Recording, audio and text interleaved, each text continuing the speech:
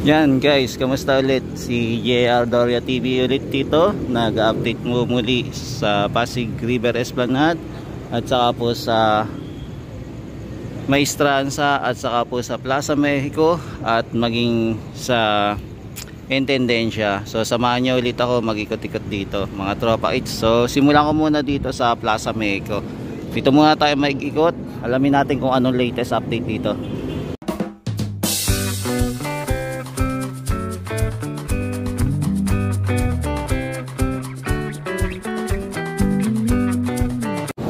Yan, so for today's video po ay today ay January 13, sorry po, January 13, 2025. So ito din yung araw ng Iglesia ni Cristo Peace of Rally. Ayan. So nandito pa rin po tayo sa Plaza Mexico. So mag-update lang po tayo ha. Yan, so mapapansin natin kompleto na po itong plate ng mga bricks. So nailatag na po, maging itong turf stone paver, nailatag na din po dito sa may ilalim ng tulay. Yan, kompleto na din po. Tapos ito naman po yung maliliit na brick. Yan, nailatag na rin.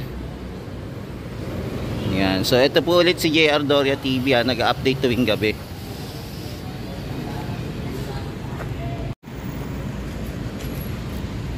Magpa-power ano.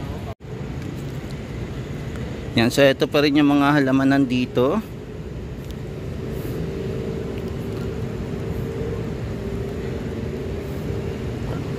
So yung mga bollards po hindi pa rin po na-open ha, naka-close pa rin. So hindi pa rin po naka-open yung mga bollards.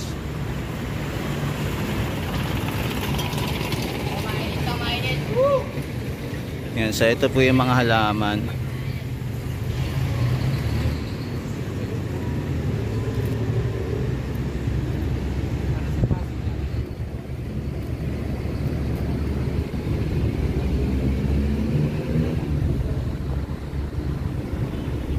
Yan, may napansin din na pala tayo dito nakatayo na lamppost, no? Pre-construction na lamppost.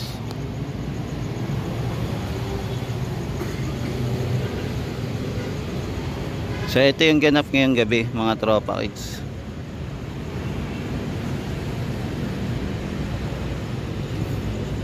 Yan, so live update na naman, mag-update na naman tayo ngayong gabi ha. Gabi ulit. So gabi ulit tayo napadpad.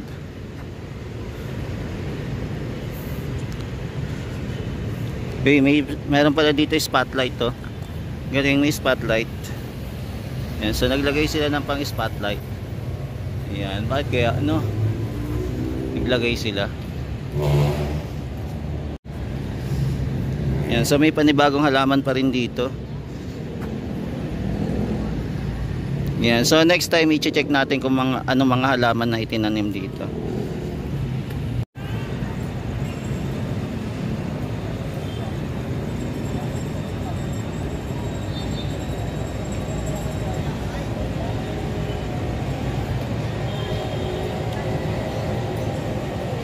Yan, so mga tropa, medyo madilim lang po ang ating pag-vlog ngayon. So mapapansin po natin meron na pong lamp na linagay. So may pailaw na dito. Ayan Ayan, lapitan natin guys ha. So ayan, naglagay na sila. Ayan, madilim lang, hindi natin makita ng malinaw. Ayan, sana nakikita nyo pa rin ha. Ayan, yung ganyang kalinaw. Yan, so ito na po yung may lamp na. So lamp post na po talaga ito, kompleto na hanggang sa baba. Ayan. So napinturahan na din po. Tapos meron na din po concrete cube. Ayan. So okay na. So ito na po yung paligid ng Plaza Mexico. Ayan. So ito po yung ganap pagkagabi. Ayan. So gabi naman po tayo nag-update mga tropa kids.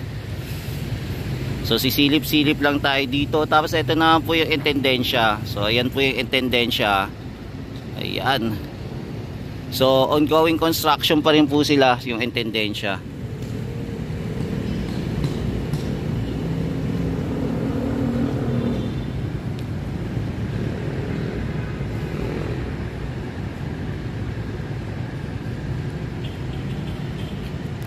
So abangan din natin to kung kailan matatapos. Ito yung ano, National Archive.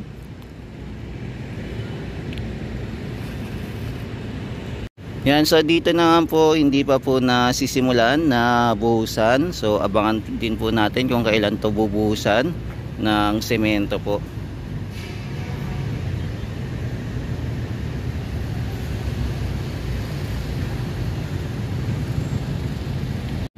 Yan, ito na po yung steel matting.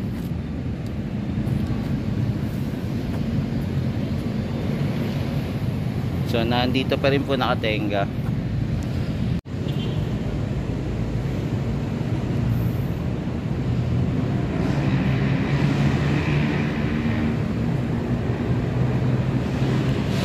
Tapos ito po, may linagyan na din po ng para sa pailaw din. Ayan, pinapormahan na. Tapos ito, nakatabi lang po yung ano, yung post, yung lamp post. Tapos ito naman po, okay na, sementado na. Tapos ito din, magkakaroon din po talaga ng lamp post dito. Ayan, lalagyan din.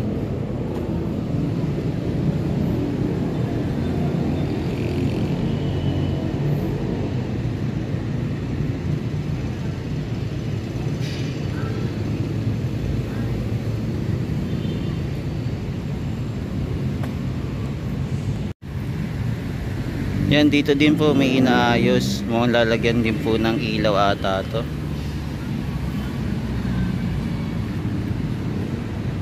Yan, itong mga butas na to.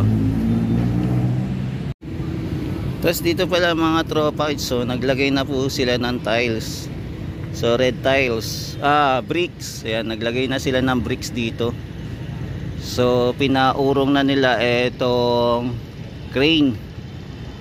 Ayan, pinaurong nila. So lapitan natin para makita natin na malinaw. Ayan, so dito pala nilagay yung red tiles, yung red red brick. Ayan, nilatag na nila.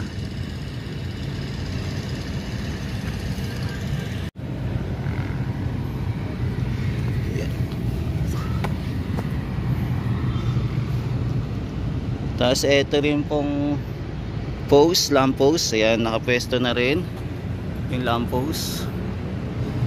Tapos ito po yung long bench, nakalatag na rin, unti-unti na rin inaayos. Ito medyo mahaba-haba po, naglalagay na po sila ng bakal. Ayan, tapos may mga para outlet para sa ilaw din. So hanggang dito, ayan, so meron. Tapos eto may lamppost din. Ayan, may lamppost.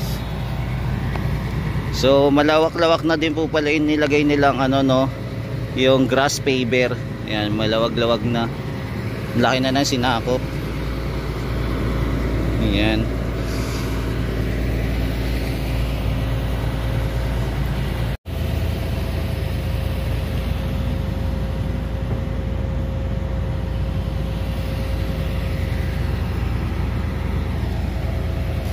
Yan, mukhang inaayos nila itong backhoe.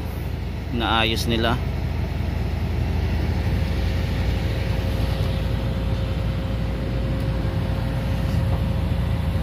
Yan, pasensya na guys kung medyo madilim ang ating pagbablog kasi sa gabi lang talaga tayo nakakapag-vlog dito. Hindi na ako makapunta pagka umaga eh. Tapos linagyan na pala nila yung lupa-lupa, yung yung turf paver or grass paver. Kailangan talagang tabunan to ng lupa. Ayan. So syempre matatapakan to, tatapakan. Diba? Tapos ito naman po yung yung red brick. Red bricks na linatag dito. Ayan, malaki-laki din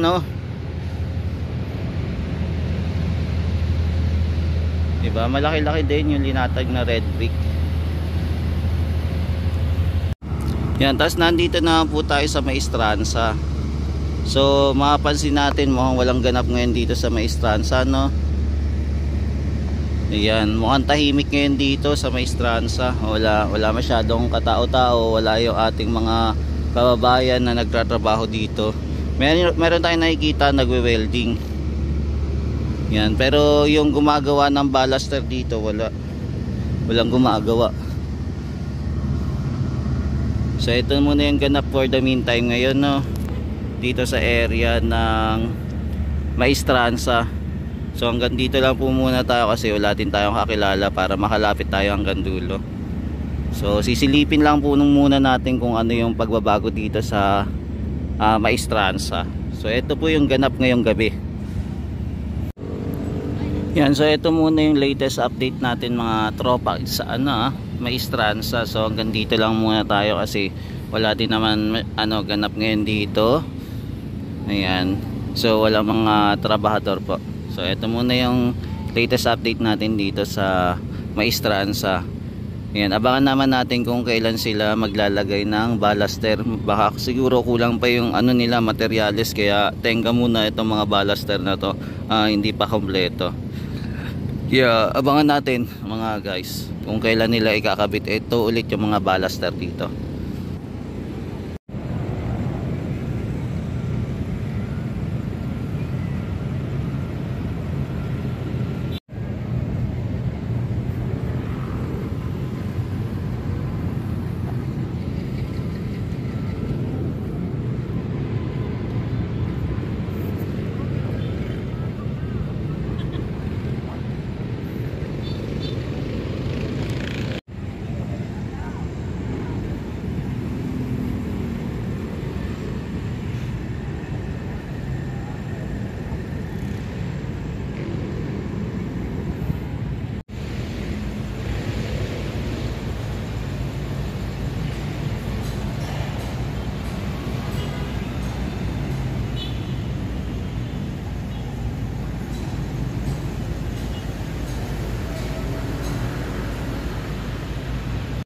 Yan, so ito muna yung update natin dito naman sa Plaza Mexico. So balik na lang tayo dito kung ano pa yung mga pagbabago dito sa area.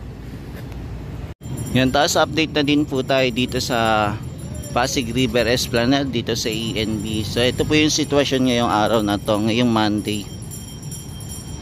Yan, kung mapapansin natin, normal day po. Wala masyadong namamasyal. Konti lang po kasi Monday pa lang, pero ayan, pagka unti-unting pumapasok na po yung hanggang Friday, Saturday, ayan, dyan natin makikita yung mga kababayan natin na unti-unti na nagsisipasyalan dito sa Pasig River Esplanade. At saka mga kababayan pala yung Pasig River Phase 1C po, ayan, nag-close na po yung mga tindahan dito. So kung sakaling mamasyal po kayo dito, ayan, expected nyo po na wala na po kayo makakainan. For the meantime, close po muna yung mga tindahan dito sa Pasig River Esplanade dito sa Phase 1C, doon sa may fountain po, ha. Kaya pagka pupunta po kayo dito, sana po kumain na po kayo. So for the meantime, etong area na to, pasyalan po lang muna. So wala munang kainan dito sa loob ng Pasig River Esplanade. So yung mga kakain naman po dito, yung mga papasok, ayan, ilagay naman po natin sa tamang basurahan. Ayan, so tanong-tanong na lang po tayo dito sa mga umiikot na mga janitor. May mga janitor naman po dito na umiikot. Ayan, so para makatulong lang po tayo ng konti sa paglilinis dito sa Pasig River Esplanade.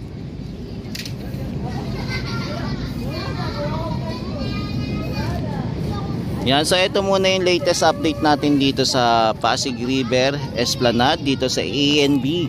So balikan na lang po natin ito bukas, ha. Update na lang po tayo ulit mga kababayan. Yan, so ito po ang itsura ng Pasig River Esplanade at saka Binondo pagkagabi po.